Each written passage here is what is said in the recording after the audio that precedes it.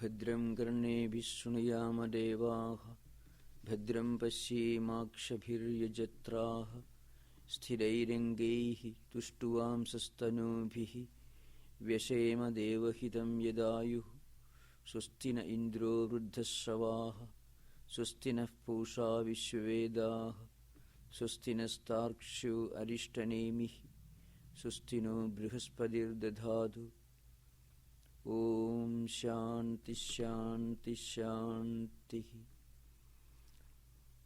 O the Supreme Reality, may we hear with our ears what is auspicious. May we see with our eyes what is auspicious. May we, while offering our praise to the Almighty Reality, with our bodies strong of limbs, enjoy the life which God is pleased to grant us. May Indra of great fame be well disposed towards us. May the all-knowing and immensely wealthy Pusha be propitious to us. May Garuda, the vanquisher of miseries, be well pleased with us. May Brihaspati grant us all prosperity. Om peace, peace, peace.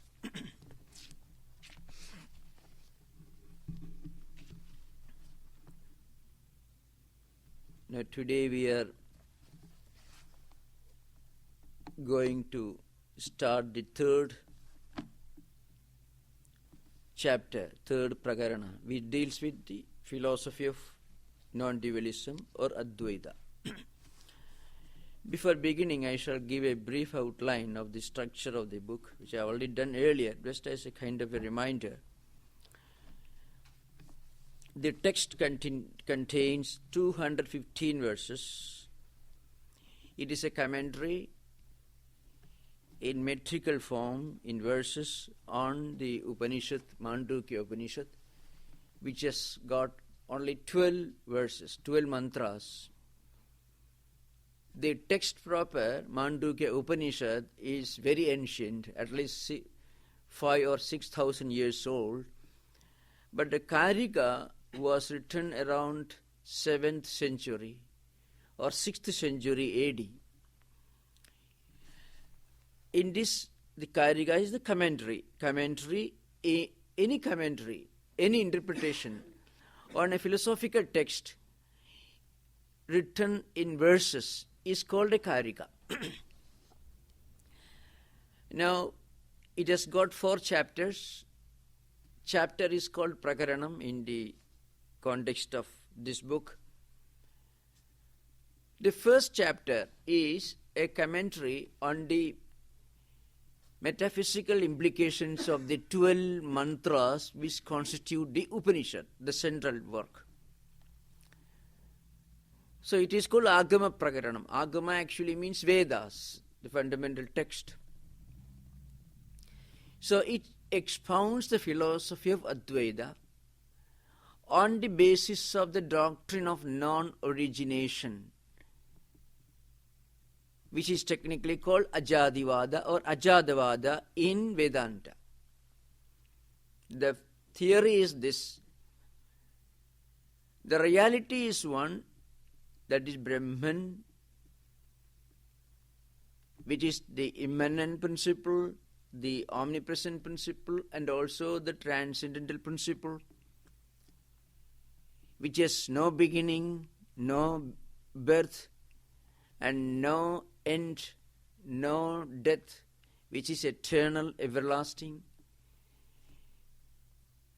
which is experienced the same reality in all the 3 states of our experience, namely in waking states, in dream state, and also in deep sleep state. This is expounded in the first Karika, first chapter of Gaudapada's work. In the second chapter, Gaudapada expounds this idea on the basis of pure reasoning or logic, because he had to confront many thinkers, many metaphysical schools of his time, who did not believe in the authenticity of revealed scriptures, the Upanishads, Vedas or anything. They were trying to prove their doctrine on the basis of relentless, uncompromising logic and reasoning. So Gaudapada tried to establish his doctrine. What is the doctrine? The doctrine is this: the reality is one, it is impersonal, it is attributeless. Attributeless or impersonal have got a special implication. That point should be understood very clearly. Because in Advaita Vedanta or in non-dualistic philosophy, the reality is said to be impersonal or attributeless. It's not that it is not capable of expressing as persons or through attributes. It means it goes beyond all attributes and beyond all personality. That's the idea behind. God or the absolute reality can manifest in association with attributes, in association with names and forms, but names and forms and attributes do not exhaust the absolute reality, which is far beyond all this.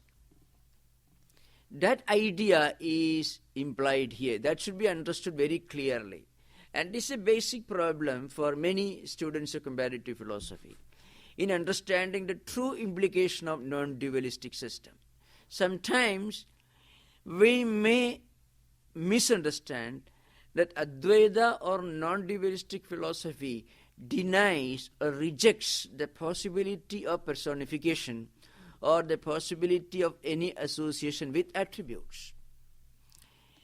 The fact should be understood that the implication is that the absolute reality goes beyond, it transcends any limitations in the form of name, form, verbalization, definition, description or anything. It goes far beyond and it transcends all limitations. Transcending is different from being in conflict with. See, what transcends attributes and personalization can manifest with attributes, of course.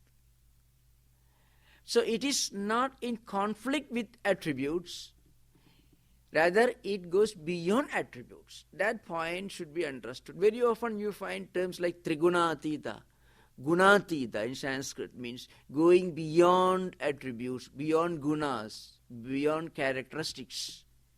That's a real implication. Not that it's devoid of attributes or devoid of characteristics. But in Sanskrit language, this problem is there, See, guna atita, actually atita means transcending. But very often it is translated as devoid of gunas, attributes.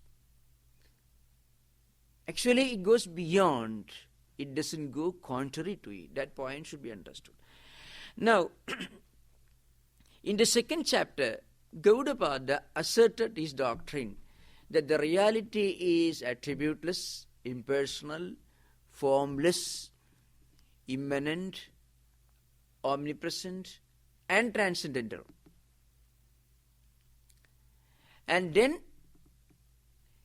But all these ideas were expressed in a language based on logic and reasoning and not on theological convictions or beliefs. In the third chapter, Gaudapada is planning to establish another important, rather the central position of Vedanta philosophy, Advaita philosophy. That is this: the reality is one. But what about the experience of the plurality, the multiplicity, the names and forms, the diversity that we interact with, that we experience in our day-to-day existence? How do we explain the experience of the relative, the experience of the plurality, the multiplicity, the common sense experience that we have in our everyday life? That point is explained. The central position is this: the world has not come into existence. Non-origination of the universe. The reality is Brahman. Generally, there are different doctrines with regard to creation of this world. Of course, I am not here dealing with the academic disciplines of creationism or evolutionism. That's not what I am dealing with right now. There are different doctrines and theories of creation in Vedantic tradition. Not only in Vedantic tradition, in other schools of thought, in non-Vedantic schools of thought also, there have been different theories of creation, emergence of this diverse universe. The theistic schools like the Sankhyas, the Yogas, the Mimamsakas, the Nyaya, Vaisheshika, and also Vedantis, all of them have their own doctrines, their own theories with regard to creation. And also the non-orthodox schools of thought, like the four schools of Buddhism, the doctrine of emptiness, that is Shunyavada, then the subjective idealism, that is Vijnanavada. These are two idealistic schools of Buddhism. Then the Sautrantika, the realistic school, which believes in the reality of external empirical objects, and also the Vaibhashika, who are also realists, who believe in the existence of external objects. So all of them have their own respective approaches and theories of creation. And apart from this, there are the two main broad schools: the school of creationism based on the biblical monotheistic theology of the three Abrahamic religions, and also popular Hindu and Eastern tradition, because there are many non-Vedantic, non-Advaitic schools of thought in ancient India. They also had their own different schools of different creationistic schools. Then also there is the evolutionistic schools of modern scientists and atheists and rationalists. I am not going to deal with them. What Gaudapada implies is this. He says, the reality can never give birth to anything. Brahman or Atman, the impersonal, the attributeless, the immanent, and the transcendental, the omnipresent reality, can never be the cause of anything in this world, can never be the cause of this universe. Because if you admit that the absolute reality is a cause of something, and this world is the effect, then you are limiting the absolute reality to the doctrine of causality. It is a cause. So Brahman is not the final cause. Why? Because there is no effect. The world that we experience itself is in reality Brahman. You are looking at the absolute reality through the prism of time, space, and causation, and you perceive this universe. A liberated soul, when looking at this very universe without the association of time, space, and causation, then he will be perceiving only the Brahman.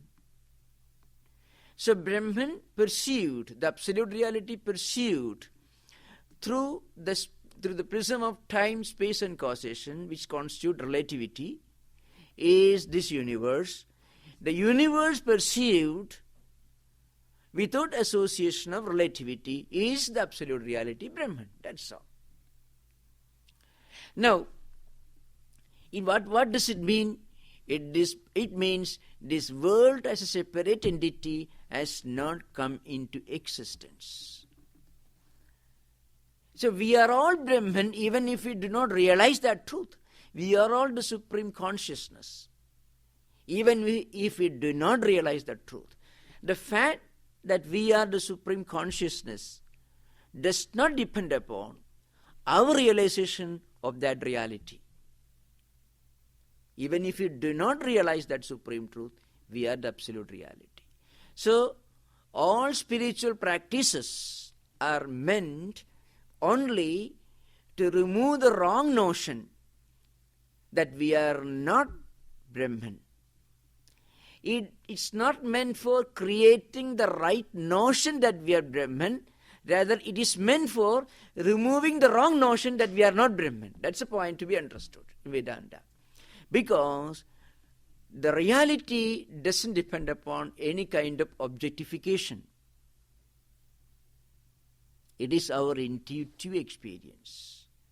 What we are in reality is what our real Swarupa is called in Sanskrit. Our true nature is not dependent upon our understanding our true nature. It is a reality. Then what is the purpose of all these readings, scriptures, discussion? To remove the wrong notions, the wrong ideas that we normally entertain. Why? Because if the fact that we are the supreme reality is dependent upon our realization, then that reality cannot be absolute, because it is created by a process, realization. It is an act, objectification of something which is called knowledge. So this is to be understood. That point is clearly established in the first mantra, the first sloka of third chapter. Now, if you read, you will understand this. Upasana siddho dharmo jade brahmani vartade pragutpattehi ajam sarvam tenasu kripanasmrtaha. This is the first mantra. The prosorder is this. Upasana siddha dharmaha jade brahmani vartade utpattehi prag sarvam ajam tena asau kripanaha. It is smrtaha. This is of course, this is for those who are really want to study. Now, the word dharma here doesn't mean dharma as understood in Buddhistic or Vedantic or Hindu tradition. Here, dharma actually means jiva, the individual soul. The individual soul, that is jiva. That will be explained, the idea becomes more clear in the second verse. Now, there are some people who believe that in the beginning we were all perfect. And now we are in a state of imperfection. Gradually we will go back to the state of perfection. This is the normal belief. You can find this idea in many monotheistic religions, in non-Vedantic traditions of Hindu religious culture also, and also in Abrahamic religions, and many of the religions which have got a strong theological background, you can get this idea. That's very common, that is very universal. The idea is this. We are now in a state of imperfection. We are coming from a state of perfection. Then we had a deviation. In the biblical theology, we call it, the expulsion of the archangel, or Adam eating the fruit of knowledge, which was a fall. And the Augustinian concept of original sin, the entire humanity inheriting the original sin, which actually was the effect of something wrong which Adam did, Adam eating the apple. and then the place of God's grace, which is the only path for liberation or salvation, working through the intermediacy of Jesus. All these ideas are classical examples of this doctrine of our present state of imperfection, our original state of perfection from where we had a deviation, and our returning to the state of perfection, liberation, salvation, whatever you may call it. This is found in many religious traditions, in many non-Advaitic, non-Vedantic religious traditions of India. Also you find such ideas. Now, according to them, we are now engaged in spiritual practices. As a result of this spiritual practice, we will get back to our original perfect state of perfection, which we lost. This is the idea. Now, Gaudapada says, from the standpoint of the highest non-dualistic philosophy, this doctrine doesn't stand. Because if you believe that your salvation or your liberation is the fruit, the effect of your efforts, then you have to admit your efforts or your spiritual practices constitute the cause and salvation is the effect. So salvation is something dependent upon the cause. It's your own spiritual practices. Just as a farmer works hard in the field, or a factory worker works hard in a factory, he produces an effect in the form of manufactured goods. Or the farmer cultivating grains, producing grains, food grains. Similarly, through spiritual practices, we are producing spiritual elevation, spiritual enlightenment. So it becomes the effect. Now Gaudapada says, here is a logical flaw. Why? If something is the effect of something else, then that effect cannot be eternal. What is produced will be lost. Why? Because there was a state when it did not exist. It exists for some time. It comes into existence. So there will be a state when it would not exist. So a salvation or liberation which is the result of human efforts cannot be eternal. Therefore, Gaudapada says, there are people who believe the liberation or spiritual unfoldment, enlightenment, is the result of your sincere effort. Augustine doesn't accept. Augustine says, God's grace is supreme. Human effort has not much value, because your inherited sin can be purged off only by God's grace, through the intermediacy of Jesus. So in Vedanta, you see the approach is different. Vedanta, the state of liberation goes far beyond anything in the form of an effect of a cause. So Gaudapada says, liberation is already there. You are not aware of it. You open your eyes and you will realize you are Brahman, you are the infinite, you are the absolute reality, you are the all-pervading reality, you are the supreme consciousness, supreme existence, supreme bliss. You are not aware of it.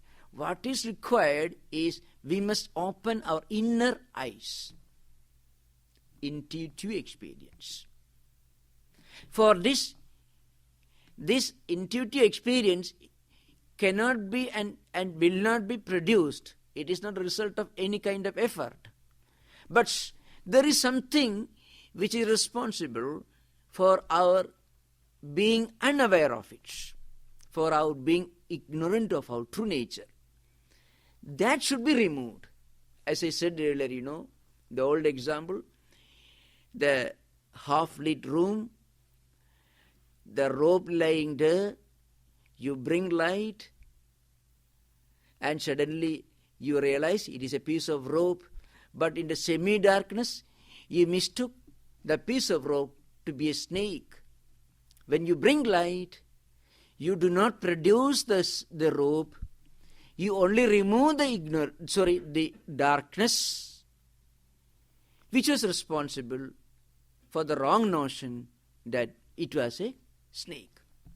That's the only point to be understood.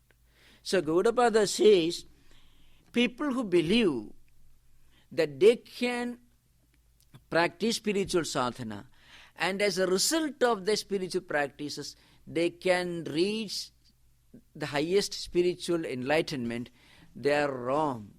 Don't misunderstand. This point should be clearly understood.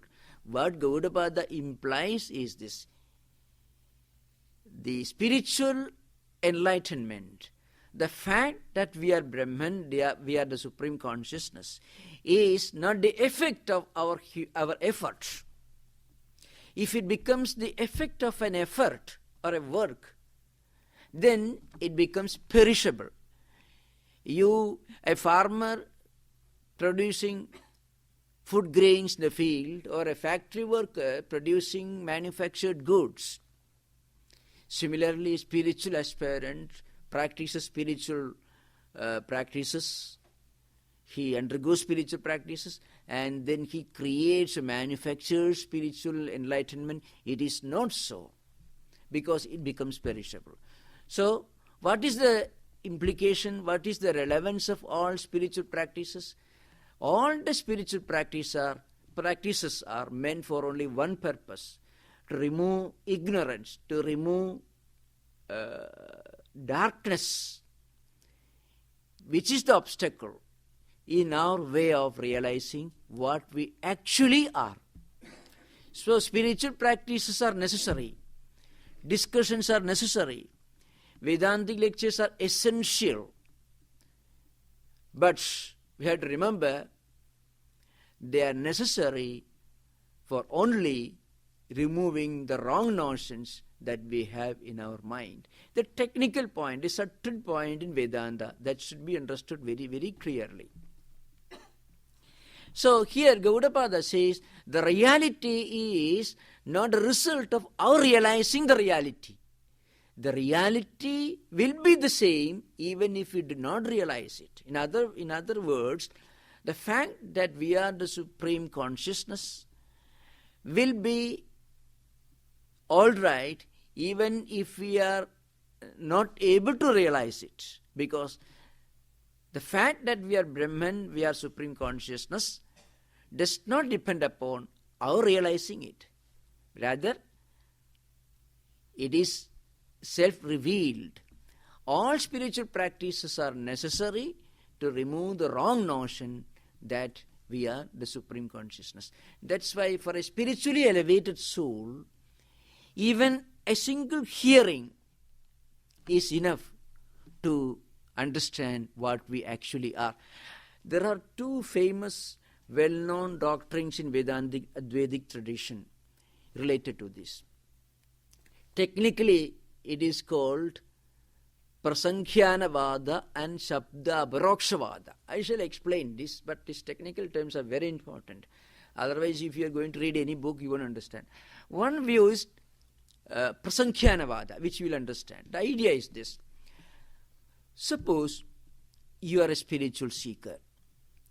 You listen to lectures, you read books, you discuss, and you have long, intimate conversation with a learned person, an enlightened person. So you are convinced that you are not this perishable human body and this changing mind or the fluctuating intellect.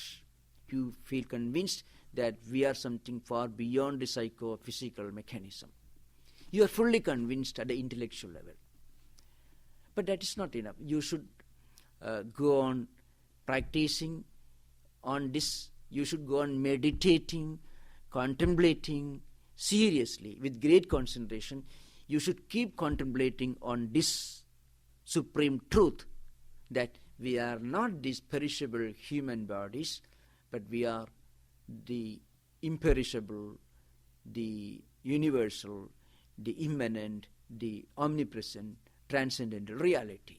You should go on meditating. This meditation, this contemplation, this intense concentration will help us to remove all the negative thought currents from our mind, and gradually, in course of time, it becomes an experience, a fact that you realize as a reality in our day-to-day existence. This is the first approach, which is called prasankhyanava. The prasankhyanava means meditation on the meaning of the scriptural statements. So first you should read or listen to these ideas, discuss, contemplate, and strongly register these ideas in the mind, so that these great spiritual truths, at least as intellectual ideas, become a part of your nature. This is one approach. Now, this approach is recommended for those spiritual seekers who do not belong to the highest category. You have got people who have got conflicting ideas, lot of fluctuations, lot of confusions, should work very hard reading these ideas, listening to these ideas, and intensely contemplating. If not in this life, next life it will produce the result. It will drive away all conflicts and confusions from the mind, and we become calm and quiet because we intellectually are convinced that we are the supreme consciousness. Now, this is one. The second approach is different. In the second approach, the moment you hear, it becomes an experience to you. See, I can give an example. In Sri Ramakrishna's life, Sri Ramakrishna was the teacher of Swamiji, the guru of Swami Vivekananda. In Sri Ramakrishna's life, there is an episode. He was deeply contemplative. He was always in a meditative mood, always in a God-intoxicated mood, in a state of divine ecstasy, right from his early childhood. His mind was always merged on the divine, on the transcendental reality. So, when he was staying in Dakshineshwar, his Advaita teacher came, the Totapuri. He was a great monk who underwent spiritual practices on the banks of a river, Narmada river, for almost 4 decades. And as a result of intense study, intense concentration, and intense meditation, he realized the supreme truth. It became an experience to him. But Sri Ramakrishna Paramahamsa, on the other hand, right from his early childhood, had experienced this divine ecstasy as a natural characteristic of his personality. He did not have to struggle at all. Now, Totapuri came to Dakshineshwar, where Sri Ramakrishna was staying, and he taught Advaita Vedanta to Sri Ramakrishna Paramahamsa. The moment Totapuri uttered the Upanishad mantra, Tattwamasi, it's Upadesha Vakya. Tattva means you are that supreme consciousness. So, you are that. The moment the Guru uttered this mantra, on the very moment, Sri Ramakrishna experienced it, and he went into Samadhi and remained in that state for 3 days. So Totapuri, the great Advaitic teacher, was surprised. What it took 40 years, nearly 40 years for him, his own disciple attained in a moment. Now, this experience can only be explained in terms of The other approach is called Shabda Aparokshvada, which literally means the moment you hear the sound, or you read in a book, or you happen to contemplate on the supreme idea, this reality becomes a fact of experience to you. You don't have to meditate. You don't have to undergo a lot of spiritual sadhanas. The example is this. Well, suppose you lost something very precious, see, and your survival depends upon recovering that object which you lost somewhere on the way while walking in the street. You will be very much anxious, and you won't rest for a moment. You will be in a state of complete restlessness till you recover that. Or somebody losing passport or visa, that's the most classic example, will be intelligible to modern audience. It's very important. Then immediately you will go back to the place where you walked, and your mind will be intensely focused on that object. Everything, your whole mind will take the form of that object which you are trying to recover, and you will be going in search of it. And then suppose you are walking, you find it lying on the street. You won't mistake it for anything else. The moment you see it, you will recognize it and you will take it. You won't go on discussing or speculating or contemplating on whether the object lying on the street is the one which I am looking for. No, you won't lose one split movement. Immediately, the moment your eyes are focused on that object, your mind is focused on that object, immediately you go and rush and get it back. Why? Because your whole mind, all your senses of perception are focused on that object, because on recovery of that object depends your whole existence, your survival. So you won't be confused. You won't have a second thought when you see that object lying right in front of you.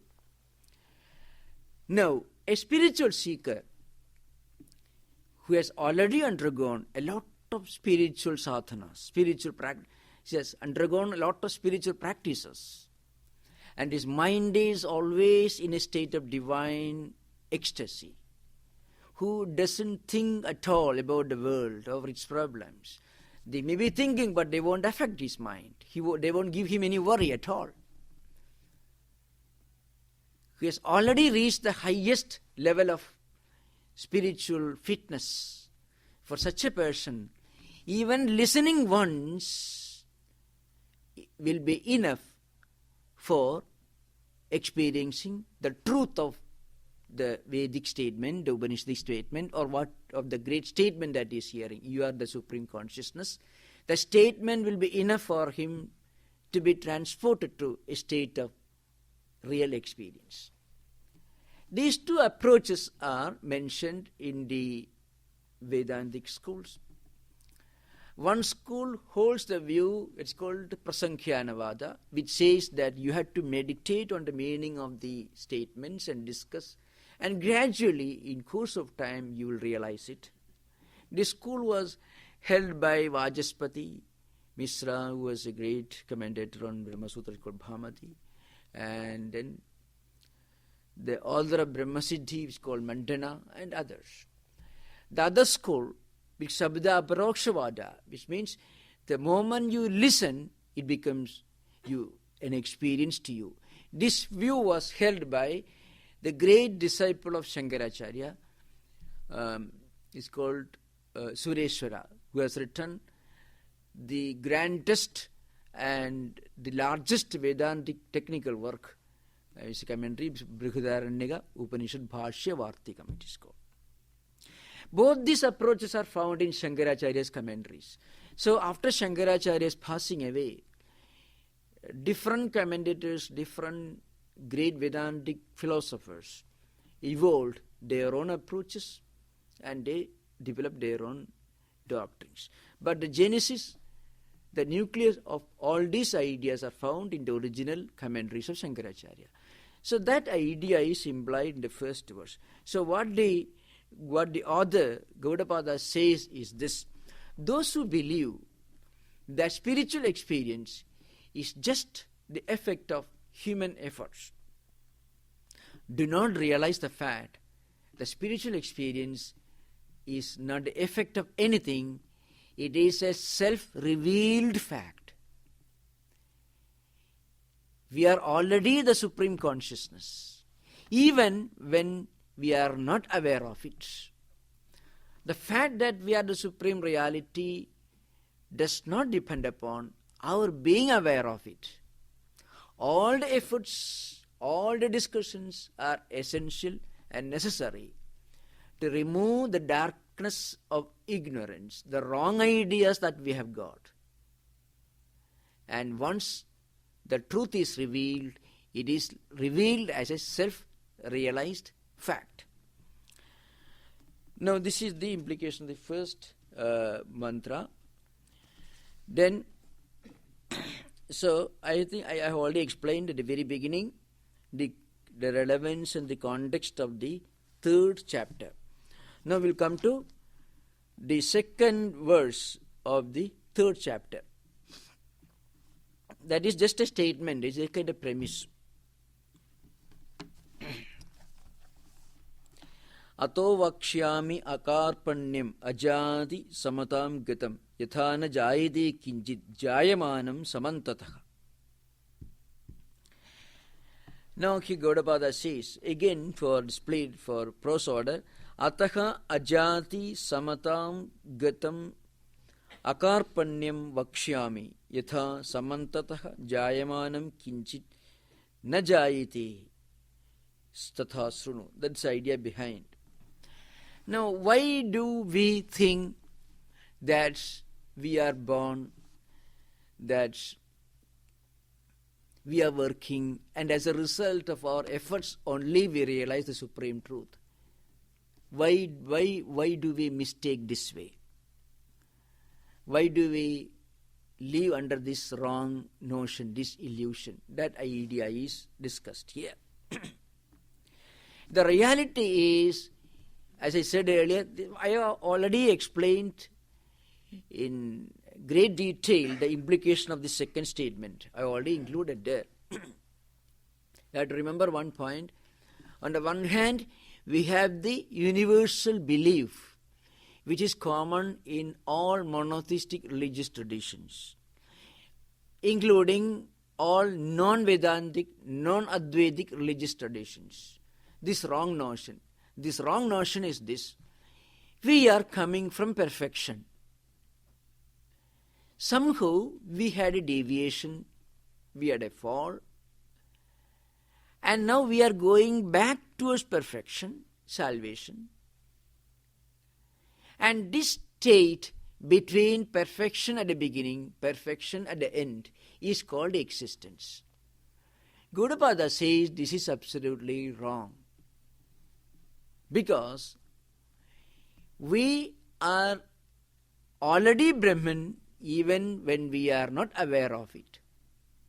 So the result of all spiritual practices is the removal of the wrong notions and not the creation of the right notion. Because, as I said in the analogy, the moment you bring light to the room, then darkness goes away, and the moment darkness is removed, then you realize that this is a piece of rope. Similarly, when the wrong notion that we are the psychophysical mechanisms is removed completely, then what is the right notion? The right notion is that we are the supreme consciousness. This is not a knowledge. It's not a knowledge. It is in fact an inner experience which cannot be explained. And all the scriptures repeatedly tell us this experience is the ultimate goal of human existence and the ultimate theme of all Upanishadic philosophical works. And all these works are necessary. They are only tools for removing the wrong notion. Now we come to the third important verse. This is philosophically very important.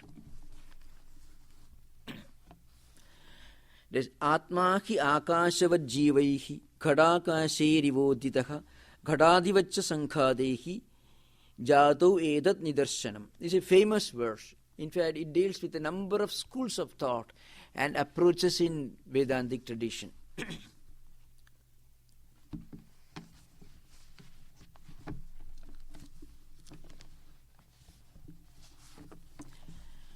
So, the idea is this. This Atma here means self. This reality, Atman. It is sometimes explained as existing in the form of these embodied beings, jivas. Just as the infinite space is said to be confined within a pot or a jar. Similarly, it is said to be existing as the aggregate of all human bodies, even as ether exists like jars, etc. This is the illustration with regard to birth.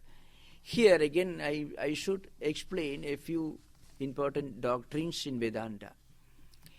In Vedanta and Advaitic tradition, the relationship between the embodied human beings and the universal reality is explained with the help of three classic illustrations. And these illustrations have given birth to three schools of thought in Advaita Vedanta or non-dualistic school. First one is this. If you listen very carefully, it's easy to understand. Think of the space. Now, the space is all-pervading, omnipresent. And think of a pot that you keep on this floor. There is a space within the pot. And pot is called in Sanskrit ghata, means. So there is space confined within the jar, the pot or jar. And there is space outside the jar. Now, if you really believe that this jar is a permanent reality, then you would think the space outside the jar is quite big, vast, all-pervading, and the space inside the jar is different. It is confined to the small jar made of clay. But really, there is no distinction. If you break the jar, then you find the space which you thought was confined to the jar is not different from the space outside. The space outside is called Mahakasha, means the great space, the all-pervading space, universal in dimension. And the space within the jar is called Ghatakasha, means a space confined, limited to the jar. Now, this human body, mind, intellect, all these limiting adjuncts or limitations.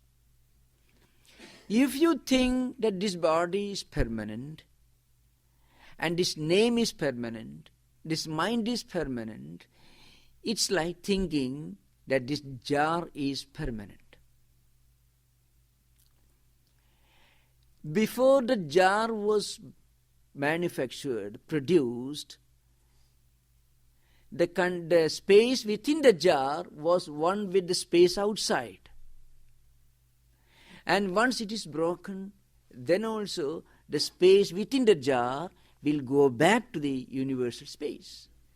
Then what is the position, the status of reality, the ontological status of reality of the space within the jar? It is only an illusion. Because the jar is made of clay, it could be broken, And then you understand it is only a temporary phenomenon. It is not permanent. Similarly, all the different individual embodied beings in this world are like jars, pots, pans, glasses, etc., made of clay.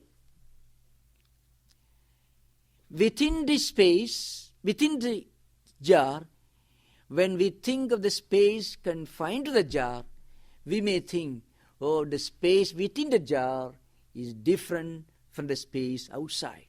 But really it is not so.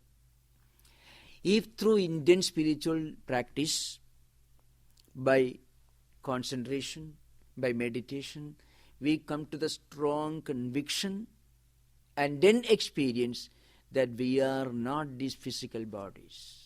We are the universal consciousness. The moment that realization becomes an experience to you, that very moment, this jar is broken. Then we feel we are one with the entire creation. We are one with the entire universal spirit. I can give an example how it works. When Swami Vivekananda gave his talk in Chicago, you see, find the Sisters and Brothers of America, and that's how he began his speech.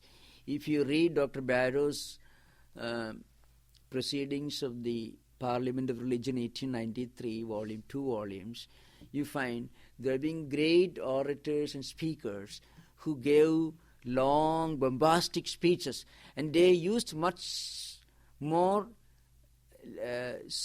and much more beautiful and sweeter expressions while addressing the audience, but they didn't feel much about it. Sisters and Brothers of America was the term Swamiji used, but many other speakers used much more sweet and honey words, but the audience didn't feel very much. When Vivekananda used this expression, Sisters and Brothers of America, immediately all the nearly 6,000 or around that number of the audience, of these people, listeners, they suddenly felt, here is a person who really means what he says. That's why they stood up and clapped their hands. It was not a response to the oratorical mastery alone. It was a response to the inner experience of the unity of the individual with the universal spirit, which Vivekananda expressed through his words, which immediately reflected, echoed in the minds of the listeners. Otherwise, if you read the different speeches published in the writings, the Proceedings of the Parliament of Religions 1893 as part of the Columbian Exposition, there are very long speeches by established orators of that age who used very sweet expressions, but they didn't feel very much moved by those expressions. When Vivekananda used this expression, Sisters and Brothers of America, because the experience which Swamiji felt within him transmitted to the audience, and they responded naturally. So, you can find anybody who feels that he is not just this body or psychophysical mechanism, but he is one with the universal spirit, feels the unity of the microcosm with the macrocosm. The universal oneness becomes a matter of inner experience. So this is one school of thought in Vedanta, the relationship between the individual embodied beings and the universal reality is explained in terms of the relationship between the space confined to a jar and the space outside. Ghadakasha and Mahakasha. Mahakasha is the universal space, Ghadakasha is the space within the jar. So this is one approach. This approach, this explanation of the relationship between the individual jivas, individual embodied beings, and the universal spirit was used by a great commentator on Shankaracharya's commentary, super commentary on Shankaracharya's commentary on Brahma Sutra. It's called Vajaspati Misra. I already mentioned his name earlier. So that particular school is known as Avachedavada. Avacheda means division, antakarana means the universal space having entered the jar. Similarly, we are within us, just like the space confined to the jar. The jar is impermanent. It is transitory. The moment we realize that we are beyond the psychophysical mechanism, we are breaking the jar, coming out of it, and we are experiencing the inner unity with the universal spirit. The unity between the microcosm and macrocosm is established here. So now I shall stop within a few minutes. If you have got anything to be clarified, we have got about 5 minutes. We can, otherwise we will conclude now. There are two other schools of thought to be explained, the reflection theory and the illusion theory. So I explain in the next class.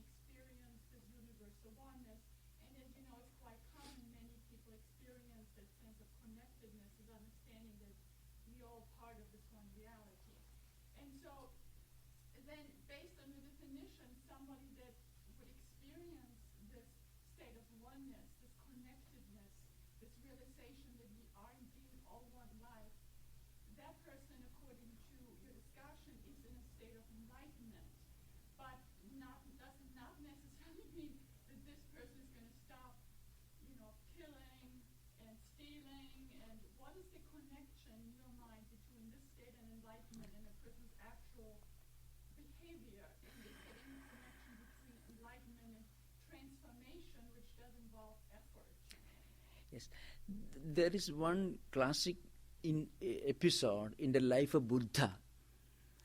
But you have to remember, all people are not Buddhas. So at the beginning, when you interact with criminals, we have to slowly bring their mind to a higher and higher level of understanding. So because this unity of the macrocosm and microcosm, the entire existence, may not be even intellectually easy for them to understand. It may be far beyond them to understand. So for such people, we have to begin with ideas like the humanity is one. So if we hurt others, we are hurting ourselves. We become, my mental peace is lost. Such ideas only will be all right when you discuss with people of that type. But I can give an example that is in the Buddha's life. Buddha was an enlightened person. So one day he was walking through the forest, and there was a robber living in that area. His name is Angulimala. The meaning is, his hobby was catching people, robbing them, murdering them, taking all their possessions, and then cutting off their fingers and making garland of those fingers and wearing. That was his main hobby. Now, it so happened that in Buddha's life, when he was walking through that path, some wayfarers or other common people told him, please don't take this path, it is dangerous. Here is an evil man staying, a cruel man staying. Buddha didn't listen. But as he went on, this man suddenly thought, well, here is somebody, I'll get at least 10 fingers. So as he tried to approach Buddha, Buddha continued walking slowly, but Angulimala could not catch up with him. That's how the story goes. The story has got something behind this, and a higher idea behind that should be understood seriously. And after some time, Buddha just turned back. When this man saw Buddha's face, he felt, here is a man who was not afraid of me and who doesn't hate me. Because in all previous cases, whenever he tried to approach wayfarers, they either fled in fear or they were full of hatred. But suddenly it had a transforming effect on this robber's mind, and he became a great Buddhist monk. Later, when he grew old, he went back to the place where he was engaged in robbing and killing. And people thought the old murderer has returned, and they threw stones at him, and they tried to kill him, but he did not react. Then he died very peacefully without any. See, one example. But here there is another rejoinder, another aspect to this man's life. This person was brought up as a very God-fearing child in a good family.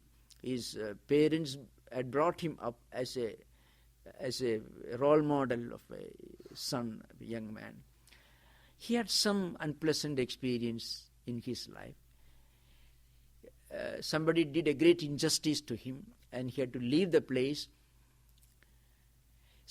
According to some historians, this happened in his teacher's home. We do not know. Anyhow, whatever it may be, he fled that place, and in revenge, he became a murderer and a robber. So when he saw Buddha, immediately the old memories rushed back to his mind, and there was a transformation in his life. So this is one example. But as I said earlier, all people are not Buddhas. So when we discuss with people of different types, we should not hate them. And there are some people, we should not try to transform them till we have become Buddhas. Otherwise, there is a lot of risk. They may transform us. It could happen.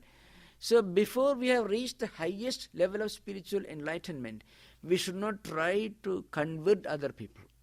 They may try to convert us to their line of life. So, but we should not hate anyone. We should try to be friendly, try to help. But we should never hate anyone. This theory of this doctrine of universal oneness of existence has got one advantage. Anyone could practice. We won't hate anyone from the depth of our heart or do injury to anyone. That tendency can be completely avoided if one tries to practice this basic idea and keep this idea in some corner of our mind, that the existence is one, unity is one, creation is one, humanity is one. This doctrine could be practiced by anyone. It could be used to root out intense hatred, hostility, or negative feelings towards other fellow beings. That's one advantage. Om Shanti Shanti Shanti Hari Om Tat Sat Sri Ramakrishna Order. Om Peace, Peace, Peace.